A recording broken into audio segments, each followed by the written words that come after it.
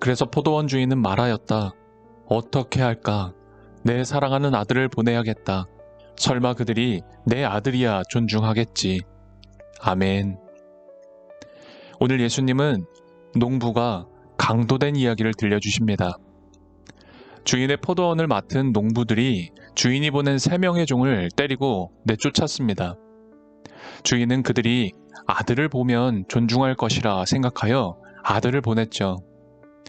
하지만 아들을 볼 때 농부들은 주인을 생각했던 것이 아니라 자신들이 지금 누리고 있는 포도원을 차지할 상속자가 왔다고 생각합니다. 그들은 아들을 보낸 주인은 보지 못하고 자신들이 현재 누리는 포도원에서 기득권과 소득을 쟁취하고자 아들을 죽이는 살인도 마다하지 않았습니다. 돈에 눈이 멀어 아들 죽이기를 서슴지 않은 그들이 어찌 농부일 수 있을까요? 그들은 누구보다 잔인한 강도였습니다. 우리가 주일마다 모든 것이 주님께로부터 왔으니 이 예물을 주님께 드립니다 라고 고백하며 드리는 봉헌은 우리가 포도원의 주인이 아닌 포도원을 맡은 농부임을 기억하게 해줍니다. 포도원의 풍성한 수확에만 심취해 살아가는 사람은 주인을 볼 수 없습니다. 주인을 위해 일할 수 없고 자기만을 위해 일하게 됩니다. 주인의 뜻은 온데간데 없고 사람들을 내쫓고 살인하게 됩니다. 이 모든 일은 자신이 누구인지 망각하고 주인이 되고자 하기에 일어난 일이죠.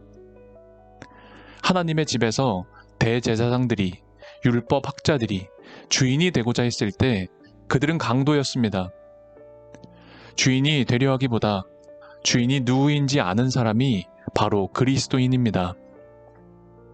주인을 기억함이 우리를 그리스도인으로 살게 하기 때문이죠.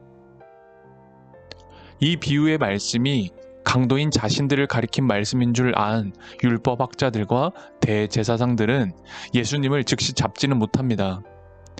예수님의 말씀을 귀 기울여 듣고 있는 백성들이 두려웠기 때문이었죠.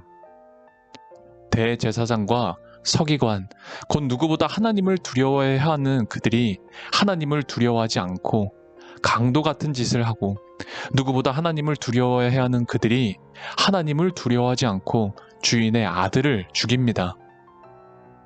그들은 유대인의 지도자로 예배와 말씀을 주관하고 있었지만 정작 그 삶은 하나님을 무시하며 살았던 겁니다. 그들에게 보이지 않는 하나님은 안중에도 없었고 오직 보이는 사람들만 안중에 있었습니다. 오직 보이는 돈이 안중에 있었고 보이는 기득권과 이제까지의 삶의 방식만이 안중에 있었던 겁니다.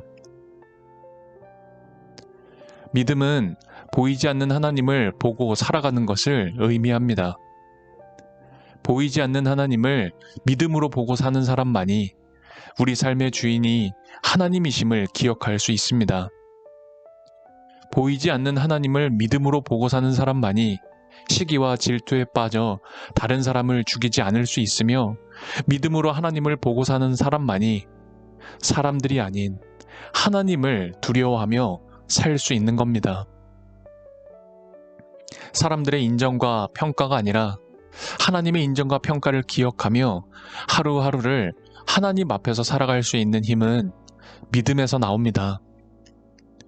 오늘이라는 이 하루는 하나님께서 우리에게 맡겨주신 하나님의 포도원입니다.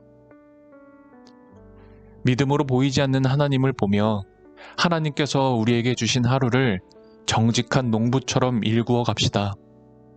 모든 것이 하나님께로부터 왔으니 하나님의 것은 하나님에게 바치는 하루를 살아갑시다. 주님, 우리의 눈을 열어 주님을 보게 해주십시오. 주님을 안중에 두고 믿음의 하루를 살아가게 인도해 주십시오. 사람들에게 보이기보다 하나님 앞에 떳떳한 하루를 살게 도와주십시오. 예수 그리스도의 이름으로 기도합니다. 아멘.